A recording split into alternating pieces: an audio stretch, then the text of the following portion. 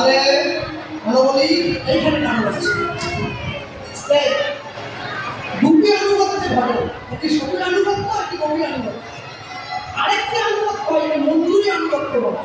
হ্যাঁ, রাগবিন্দু যত লীলা শুনছেন আপনারা, যত অষ্টকালীন, ষোলকালীন, 32কালীন, 64কালীন যত লীলা সব হচ্ছে মঞ্জুরি অনুবাদ। কেন? একটা ঘরে দুটো দরজা, প্রথম দরজা খুলে দিলাম, এই ঘরে বসে আছে কে? দুই হলো এক করে রামকৃষ্ণ মিলিত করবো গৌরাঙ্গ যুবক। এরপরে গিয়ে পাশের ঘরে দরজা খুলে দিলাম, ও ঘরে যুবক দেহে বসে আছে রামকৃষ্ণ যুবক আলাদা হয়ে বসে আছে। আচ্ছা, দুর্গা ঠাকুর দেখতে গিয়ে দুর্গা ঠাকুরের পাশে যে গণেশ ঠাকুরটা আছে, কেউ যদি তাকে দেখে এসে বলে আমি শুধু গণেশ ঠাকুরটা দেখেছি, দুর্গা ঠাকুরটা দেখিনি,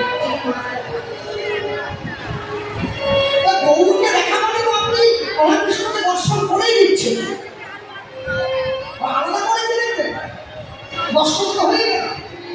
হ্যাঁ, বিরামদের মধ্যে প্রবেশ করতে বলছি, আপনাদের থেকে বৃন্দাবনের সঙ্গে সম্পর্ক আমি দিলে বৃন্দাবনে আমাদের ছোট একটা মঠ আছে, আমি ঘাটা আছে, এগুলো বলবো। তবে বৃন্দাবনের বাড়ির প্রবেশ করতে গিয়ে সমাধান করবো হিন্দি ভাষণ নয়, পশ্চিম ভজনের পথ দিয়ে বৃন্দাবনের বাড়ি প্রবেশ করবো। হ্যাঁ, আমার বাড়ি হচ্ছে পশ্চিম মেদিনীপুর, আমাদের নদিয়া থেকে 252 কিলোমিটার এসছি আমরা। এই আমাদের পশ্চিম মেদিনীপুরে একটা বিখ্যাত গ্রাম আছে, গ্রামের নাম হচ্ছে ধারেন্ডা, পরপর দুটো গ্রাম, একটা ধারেন্ডা, একটা নাম বাহাদুরপুর। এই ধারেন্ডা গ্রামে জন্ম নিয়েছিলেন দুটি কৃষ্ণদাস সবানন্দ প্রভু, যিনি মুকুটপুরি পেয়েছে হ্যাঁ, সবানন্দ পরিবার আসছে। এই সবানন্দ প্রভু যখন তিনি ছিলেন কৃষ্ণদাস, তারই একটা শাসন করছে কি ভজবন রাধে গোবিন্দ গোপাল। কথা বললেন না, রাধা গোবিন্দ ভজন ধরে করলাম, আর শেষে গোপালকে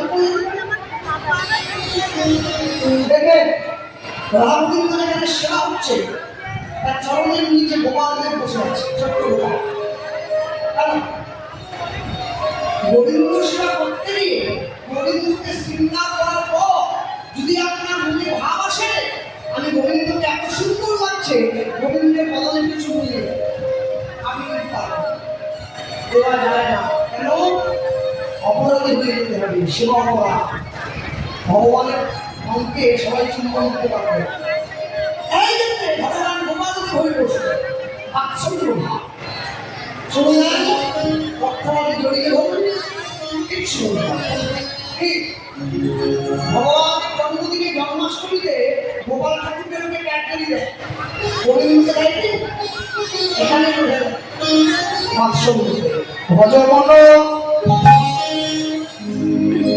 রাধে গোবিন্দ গোপাল হরি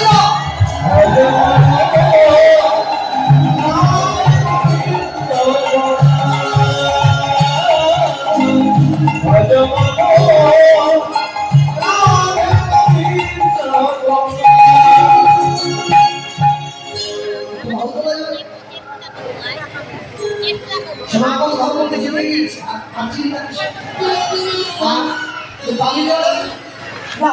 ভজবন